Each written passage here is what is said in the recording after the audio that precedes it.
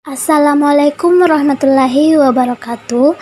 Halo teman-teman, saya Rahmawati, kelas 7C, mahasiswa pendidikan guru sekolah dasar Universitas Muhammadiyah Makassar. Kali ini akan membahas tentang diagnostik kesulitan berbahasa. Pada kesempatan kali ini ada 5 pokok pembahasan yang akan saya bahas, yaitu yang pertama, pemerolehan bahasa, yang kedua, pembelajaran bahasa, yang ketiga, teori-teori pemerolehan bahasa, yang keempat, faktor-faktor yang mempengaruhi kesulitan dalam pembelajaran bahasa, kemudian yang terakhir, bagaimana cara mengatasi kesulitan dalam pembelajaran bahasa.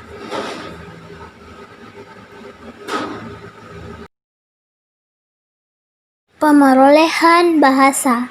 Menurut Char, pada tahun 2009 pada bukunya halaman 167, dia mengatakan bahwa pemerolehan bahasa atau akuisisi bahasa adalah proses yang berlangsung di dalam otak seorang anak-anak ketika dia memperoleh bahasa pertamanya atau bahasa ibunya.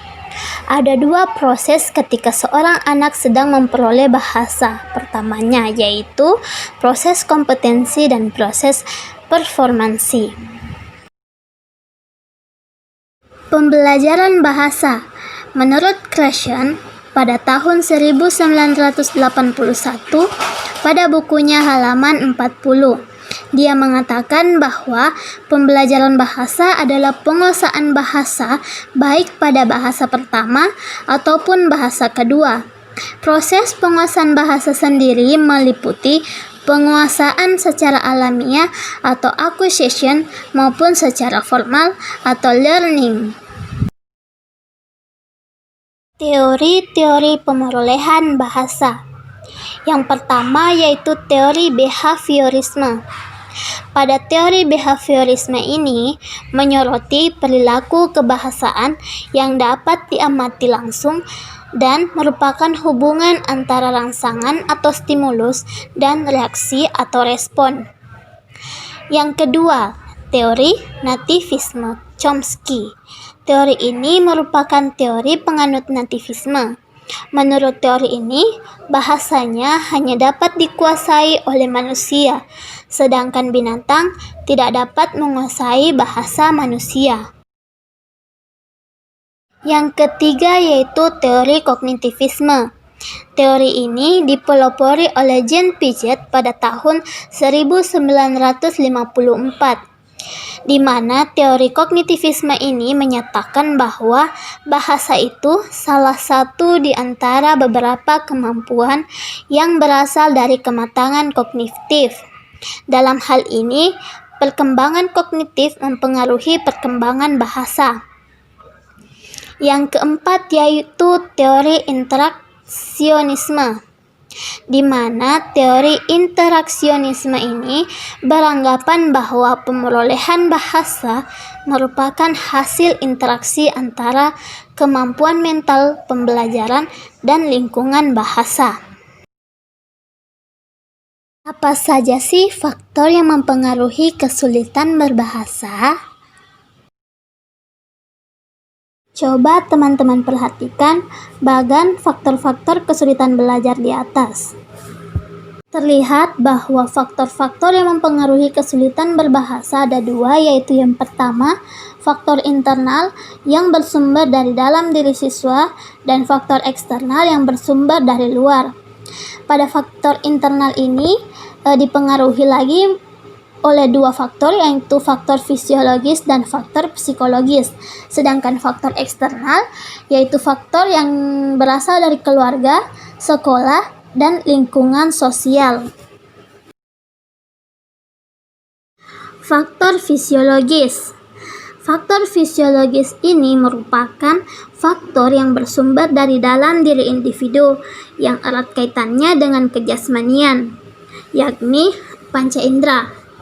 Jadi, Bisa kita katakan bahwa jika seorang anak mengalami gangguan pada panca inderanya, otomatis dia juga akan mengalami kesulitan dalam proses pembelajaran. Misalkan contohnya, siswa mengalami gangguan pada mata ataupun telinga. Dia pasti akan mengalami kesulitan pembelajaran pada proses pembelajaran karena dia tidak bisa melihat dan tidak bisa mendengar. Faktor psikologis. Pada faktor psikologis ini ada 5, yaitu kecerdasan, bakat, minat, motivasi, dan cara belajar. Yang pertama yaitu pada kecerdasan. Yang kita ketahui bahwa setiap anak itu memiliki tingkat intelijensi yang berbeda-beda. Nah, tingkat intelijensi ini dipengaruhi oleh faktor genetik dan faktor lingkungan. Yang kedua yaitu bakat.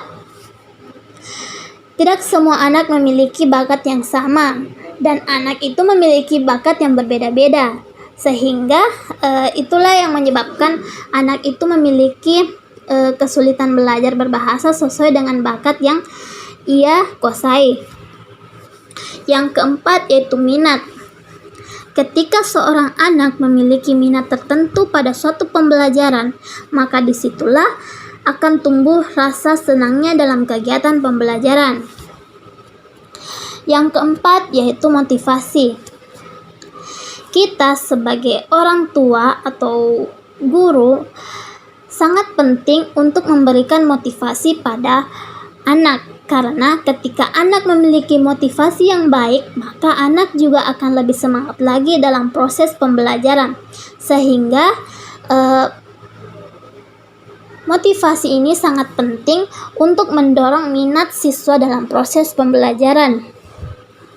Yang terakhir yaitu cara belajar. Dalam proses pembelajaran, cara belajar anak itu berbeda-beda. Ada anak yang memang betul-betul cepat memahami pembelajaran dan ada juga anak yang lambat dalam menerima pembelajaran. Bagaimana cara mengatasi kesulitan belajar pada anak? Ada banyak cara yang dapat kita gunakan untuk mengatasi kesulitan belajar pada anak.